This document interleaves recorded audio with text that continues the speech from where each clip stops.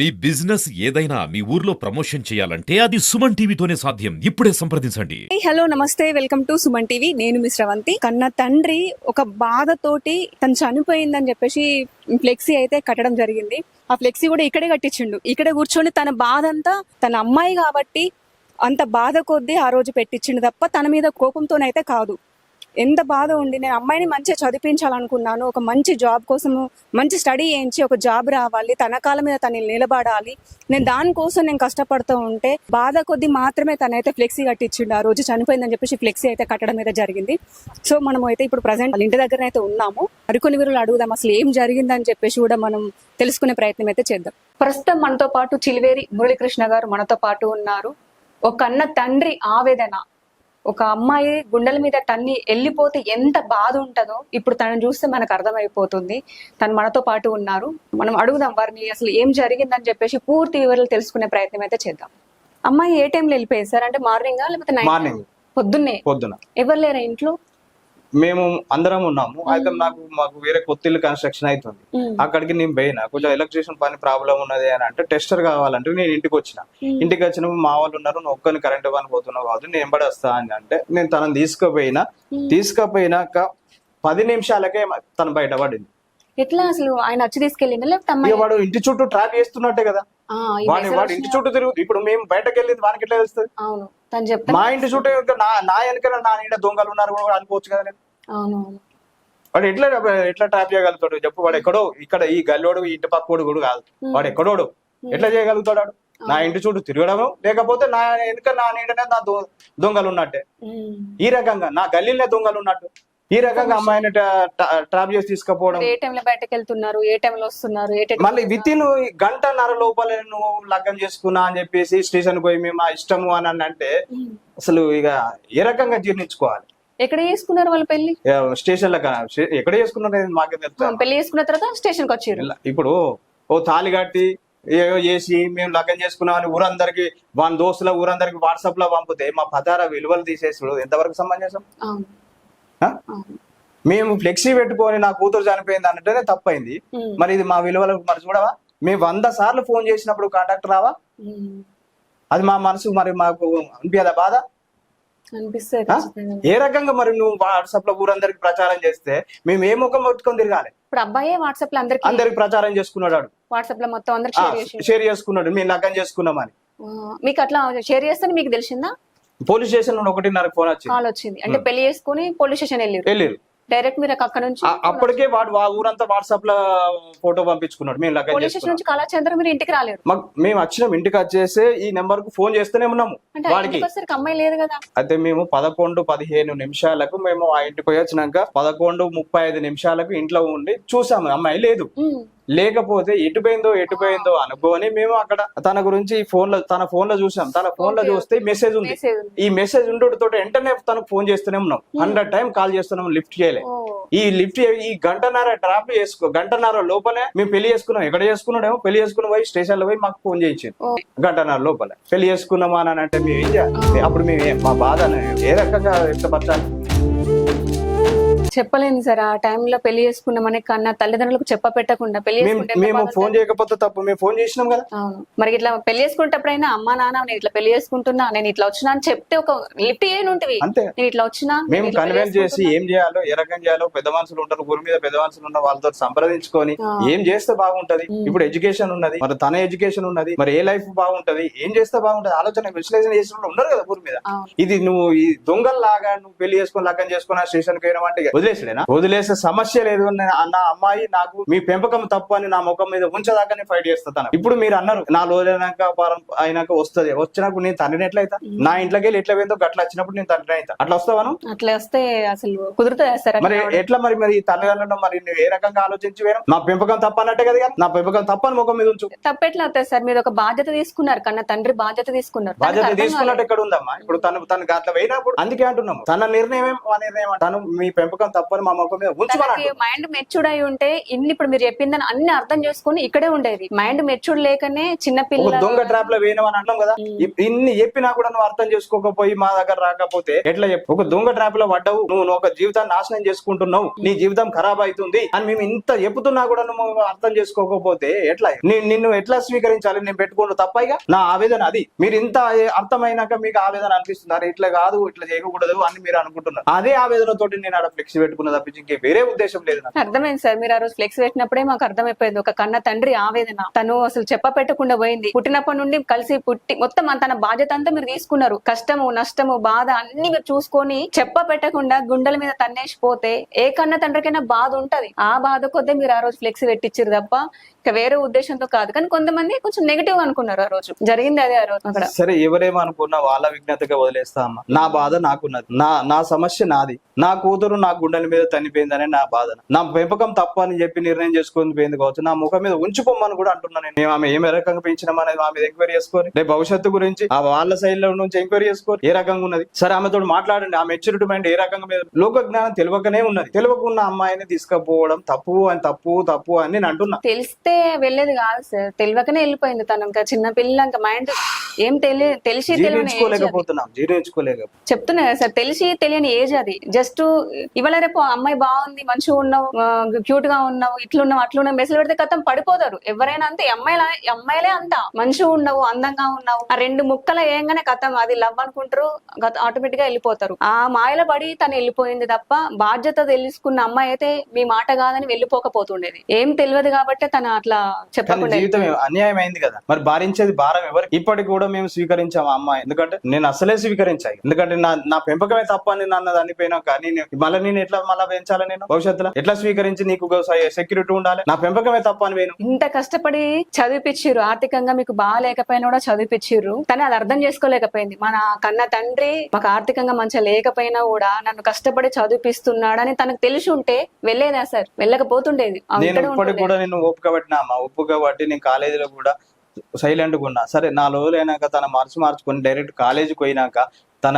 ఆలోచన చేసుకున్నాకనే అంటే మళ్ళీ లగ్గం చేస్తారట అని చెప్పేసి మళ్ళీ లగ్గం చేసుకుంటున్నా అని అంటే నీ జీవితాన్ని నీ సర్వనాశనం చేసుకుంటున్నావు అనిపించి నాకైతే బాధ అనిపిస్తుంది. ఎవరు చెప్పారు సార్ మళ్ళీ మ్యారేజ్ చేసుకుంటారని? మీకు ఎట్లా తెలిసింది ఇన్ఫర్మేషన్? అది మా భార్య వాళ్ళ అక్క బిడ్డకు ఫోన్ లో మాట్లాడింది. తనతో మాట్లాడుతానని ఏమైనా మనసు మారుతుందా, చదువు మీద దృష్టి పడుతుందా అని చెప్పేసి అని తనతో మాట్లాడింది.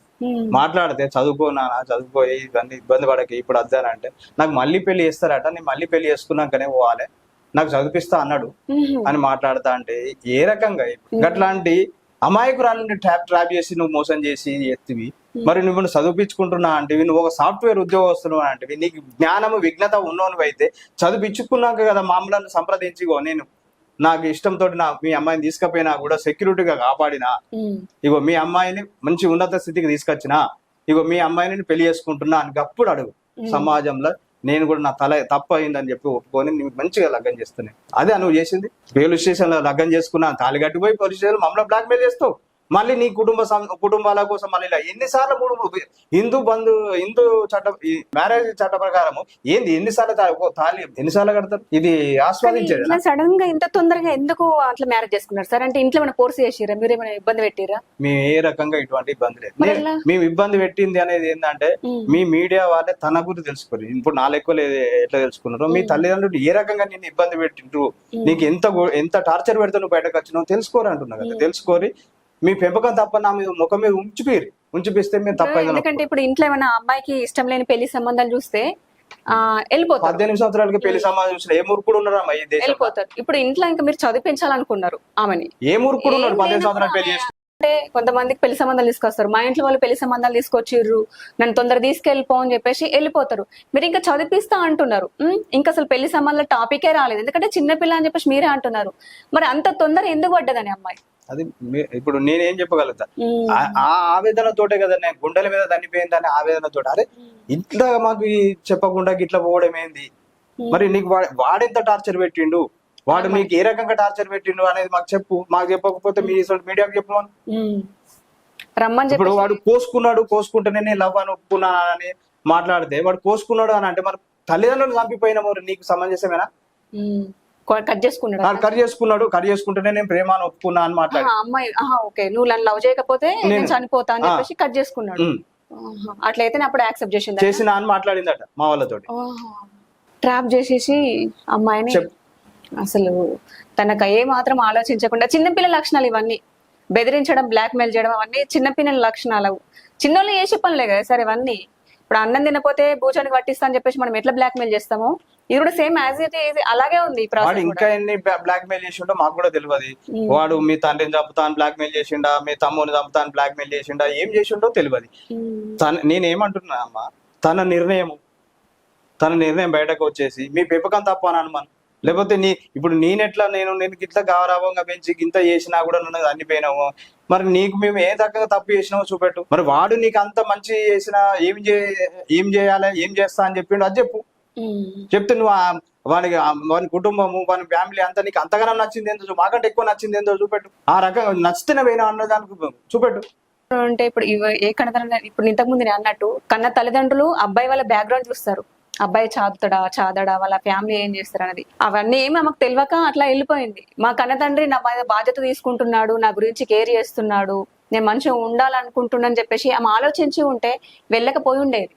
చిన్న పిల్లి ఇంకా మైండ్ సెట్ కాలేదు కాబట్టి తను తొందరపడి వెళ్ళిపోయింది. కానీ వాళ్ళ స్నేహితురాలు కూడా ఫోన్ చేసి అంకుల్ మీలు ఎక్కువనే ఇంత బాధపడ్డారు అంకుల్ ఆంటీ అని చెప్పి బాధపడి తను ఫోన్ చేస్తే, నువ్వు ఒకసారి అన్న చేయి నానా అని చెప్పి తనకు నెంబర్ ఇస్తే ఫోన్ చేస్తే ఫస్ట్ మాట్లాడిందట. మాట్లాడి నాకు తెలియక నాకు మైండ్ ఎప్పుడు ఎట్లా పని చేసిందో అని చెప్పి మాట్లాడిందట. ఆ తర్వాత మళ్ళా గంటకు ఫోన్ చేసి నువ్వు ఈ విషయానికైతే నాకు ఫోన్ చేయకు అని మాట్లాడితే ఇప్పుడు ఏంటి చెప్పండి. అవునా, ఫస్ట్ అలా మాట్లాడి నెక్స్ట్ మళ్ళీ తర్వాత ఆ రకంగా మాట్లాడింది అంటే మేబీ పక్కన నుండి ఏమైనా చెప్పచ్చు. ఇప్పుడు నువ్వు ఇంత బ్లాక్ మెయిల్ చేసి అమ్మాయిని ఏం సాధిస్తావు, నువ్వు ఏం సాధిస్తావు, నువ్వు ఏం చేయగలుగుతావు అమ్మా? ఇప్పుడు నేను జాగ్రత్తగా కాపాడుకున్న అమ్మాయిని ట్రాప్ చేసి నువ్వు మోసం చేసినావు, రేపు మెచ్యూరిటీ లేని అమ్మాయి ఈ సమాజాలు ఎట్లా తిరుగుతే నువ్వు ఎన్ని రోజులు సెక్యూరిటీ ఉండగలుగుతావు చూపెట్టు. ఇవాళ రేపు నువ్వు ఎంబడి ఎన్ని రోజులు తిరగగలుగుతావు మరి చూపెట్టు. అమ్మాయి జీవితాన్ని ఎన్ని రోజులు కాపాడుతావు చూపెట్టు. మేము తల్లిదండ్రుల బాధ్యతగా మాకు తెలుసు, తను పుట్టినప్పటి నుంచి ఆరోగ్య సమస్యలు అయినా ఏది ఉన్నా కూడా మాకు తెలుస్తాయి. తను ఎట్లా కాపాడుకోవాలి, ఎట్లా ఉంచుకోవాలి, ఏ టైంలో జాగ్రత్త చేయాలి, ఎప్పుడు ఏం చేయాలి అని మాకు తెలుస్తుంది. తల్లిదండ్రుల బాధ మేము కన్న ముక్తి పెంచినాం కాబట్టి తన ఆరోగ్య సమస్యలు ఏదైనా మాకు తెలుస్తాయి. ఆ ఆవేదన మాకున్నది. ఇప్పుడు నీకేమున్నది? ఒక మాయా మోజు చేసి ఇది అమ్మాయిని ట్రాప్ చేసి తీసుకుపోయి ఇది చేసిన అంటే ఇది సమాజంలో అమ్మాయి ఈ రకంగా మోసం చేసిపోయింది అని చెప్పి బాధతోటి పెట్టుకుంటే, సరే నన్ను ఈ సమాజంలో తూ అని ఉంచినా పడతా అమ్మా, ఒక తండ్రి గారిని అన్ఫిట్ అని అన్నా కూడా పడతా. అమ్మాయితో తండ్రి బాధ మాక్సిమం బాధ్యత కేర్ తీసుకున్నారు కాబట్టి కన్న తండ్రి మంచిగా చూసుకోలేడని చెప్పేసి ఎవ్వరు అన్నారు. సరే ఏ కన్న తండ్రి అయినా బిడ్డను అసలు నెగిటివ్ గా చూడడు. నా బిడ్డ కాబట్టి తన మంచి చెడు అన్ని చూసుకోవాలి, బాధ్యత అంతా ఇంతగానం చేస్తాను నేను అసలు ఊహలకే రాలేను. నా దైవాన్ని నమ్మిన దైవం మీద మోసం చేసింది. ఆ రోజు నాడైతే మాకు ఇప్పటికి కూడా మా భార్య సరిగా అన్నం తింటలేదు. తను అప్పుడప్పుడు తను ఏం మాట్లాడుతూ తనిచ్చ తనే పడిపోతాను.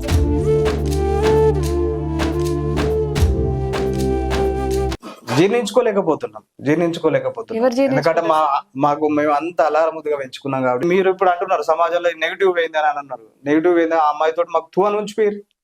మా పెంపకం తప్ప అని ఒప్పుకుంటాం. ఇక మాకు నేను అప్పటిదాకా నేను ఫైట్ చేస్తూనే ఉంటాను. నేను ఖచ్చితంగా ఫైట్ చేస్తాను. నేను వదిలిపెట్టే సమస్య లేదు.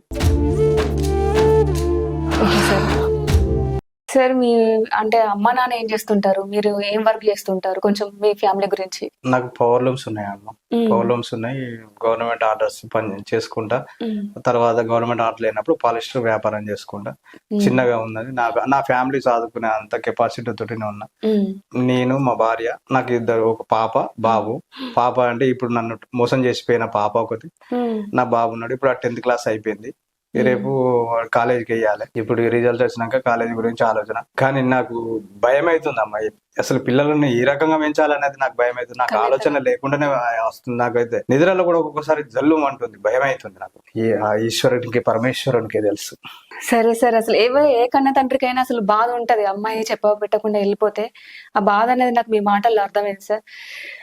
మా కోసం టైం కేటాయించి మేము అడగగానే సరే అమ్మ రండి, బాధ అనేది ఉంది కాబట్టి మీరు చెప్పలేకపోయారు, కానీ మేము అడగగానే మీరు యాక్సెప్ట్ చేసారు. దానికైతే థ్యాంక్ యూ సార్. నేను మీకు ఎంత చెప్పినా తక్కువనే, ఎందుకంటే మీ అమ్మాయి వెళ్ళిపోయింది, నేనేం చేయలేను. ఇప్పుడు జస్ట్ 2-3 మాటలు మాట్లాడతా కావచ్చు, కానీ ఒక కొంచెం ధైర్యాన్ని ఏమైనా ఇవ్వగలుగుతా కావచ్చు, కానీ ఏం చేయలేను. ఇప్పుడు నేను అమ్మాయిని కూడా నేను తీసుకొచ్చి ఇవ్వలేను, నేనే కదా ఎవరు కూడా తీసుకొచ్చి ఇవ్వలేరు. తనంతలో తాను మనసు మారి మీ దగ్గరకు వస్తే తప్ప.